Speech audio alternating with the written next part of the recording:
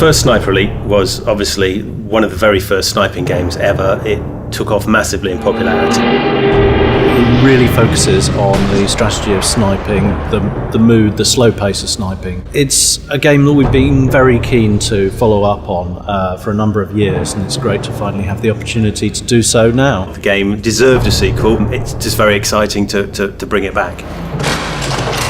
So where do you start making a sequel? I mean, this is a question we asked ourselves a lot. We wanted to make it more accessible to a more mainstream audience and use more of the current conventions in gaming. We knew there were certain things about the original game we wanted to make sure that we maintained the authenticity, the mood. See how we can make the original better, see how we can push the technology, and how we can make, combine those and make a really compelling game. We're set, towards the end of the Second World War in Berlin. It was important that we got that as correct and historically accurate as we could. Martin Pegler's been brought into the project to support the realism. He's an expert in World War II and sniping in particular, and he's been there throughout development to really make sure that everything we do is as authentic as it possibly can be. The role of the sniper, the period we're talking about towards the end of the war, had changed somewhat from being a man whose job was simply to intimidate and terrify. They began very specifically to target officers, NCOs, the other snipers, machine gunners, mortar crews, and so snipers became far more specialist than they had been at the beginning. Martin Pegler's been an asset on this project, and it wouldn't be the same game without him.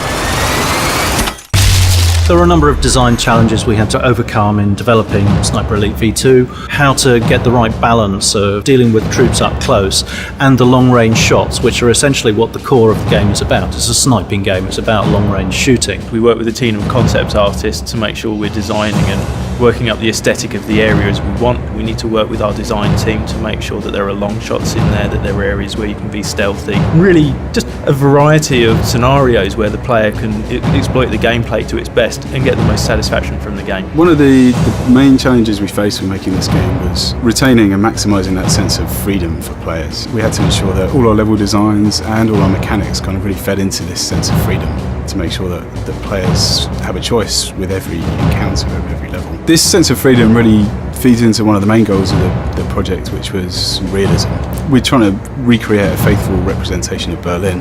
Obviously Berlin wasn't a corridor, and reflecting that brings a natural amount of freedom to the game. Generally, more than one approach to any objective.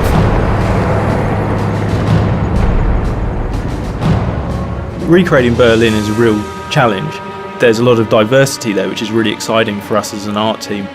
So one of the most exciting things about Berlin is that it's destroyed, and I think anyone being confronted with a destroyed building or patch of destroyed buildings wants to explore it. And that's exactly what we allow in the environment, to find the best sniping possibilities, areas to be stealthy, and really make the environment work with the game's design. It took very experienced troops with a lot of discipline to be able to fight efficiently through those streets.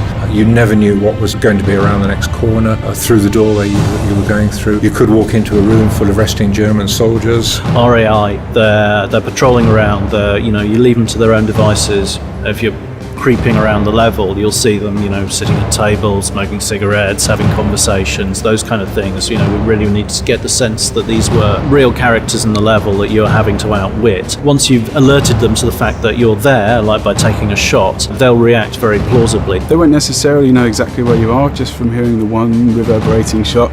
But by the time you've taken 2 or 3 shots, they're going to figure it out. So it's really important that you relocate between bursts of shots. Shoot 2 or 3 times, and before the enemy have got any idea where you are, you've gone and you've taken up a new position. A single sniper could hold up a platoon or sometimes even a battalion of men by efficient use of his rifle and clever concealment.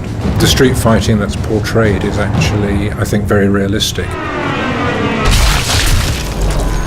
A really unique part of our game is the kill cam. So we have to make sure that whilst the character art is strong, we're even underneath that animating a series of real bones and making sure that they're fitting together correctly, they're moving correctly. We've got tissue, sinew, there are organs in there, the lung is there, the heart is beating. So for us, the kill cam was the main moment at which the game leaves this ultra realism and a lot of fun for us to play around with. We really wanted to capture that idea of riding on the bullet at that speed that it's going. So we went and captured lots of fast vehicles, some planes, some cars.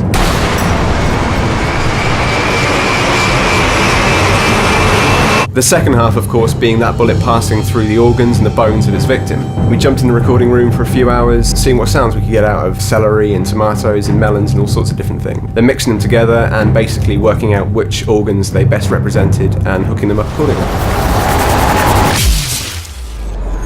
Sniper Elite V2 has been a great project to work on. It's great to come back to the franchise after a number of years away from it and be able to do all the things that we weren't able to do before to bring it to the next level. We've worked really hard to make Sniper Elite the best game it can be. People are going to go ballistic when they see it, and they're going to really enjoy it.